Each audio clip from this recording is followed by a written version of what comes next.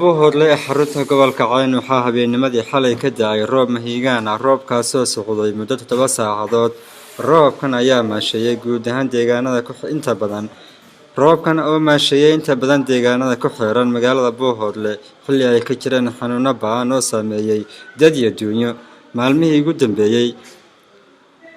15 cashay ugu dambeeyay deegaanka Buuhoodle waxaa ku dhintay in ka badan 40 qof ku dhaqan magaalada Buuhoodle oo si weyn uga mahadnaqay deeqdiisii uu fidiyay ayaa waxaa sidoo kale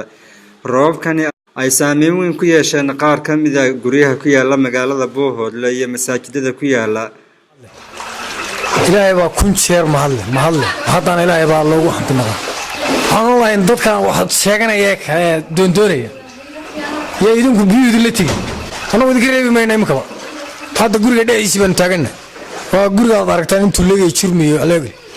biyii waa soo buxsamay xaggaana uga baxeen marka lama odhan karo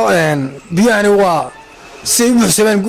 dhulkan soo buxsay ma sha Allah alxamdulillah rabbil aalamiin runtii geed raashinka meesha saaran wada aragtaan yadii meesha saaranta wada aragtaan aruntii waa laga saaray guriga kale loo qeeyay gurigii kale way galeen gurigii kale waa laga saaray guriga kale loo sii saddexaad baa la maray أنت تاريخ تاي كودي بشي شناد لباكون يتضبيطون waxaa magaalada Buuhoodle iyo agagaarkeeda ka daay roobab mahiigaan ah kuwaas oo meel walba buuxiyay ilaahay baa mahad iska leh ka bahda caafimaad ahaan ama guddi caafimaad ahaan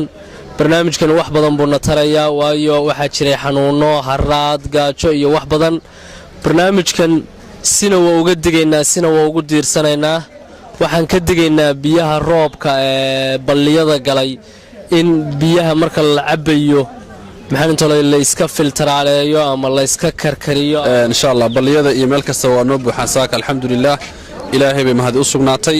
waxaan bulshada ku wacyi gelinaynaa maadaama roobku da'ay biyaha roobkuna ay wasakh badan wadan karaan in insha Allah biyaha aynu iska karkarino qofkii helaya chlorine ama biyo sifeey helayaan inuu biyo sifeey isticmaalo masaajidkii way waxay marayaan kaabadii saddexaad haddana waa ku siisaqaya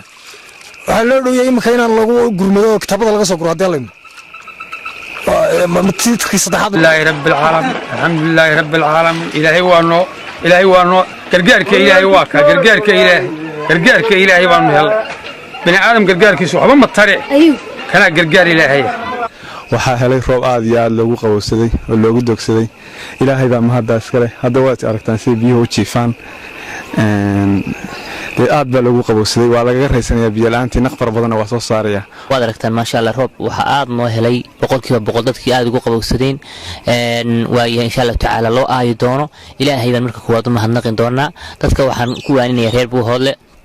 inay kuwaana qaataan ilaahay in waxa weeye gacmihiisu marba furan yihiin Ismaaciil Haradige Somali News TV magaalada Buuhoodle xarunta gobolka Cayn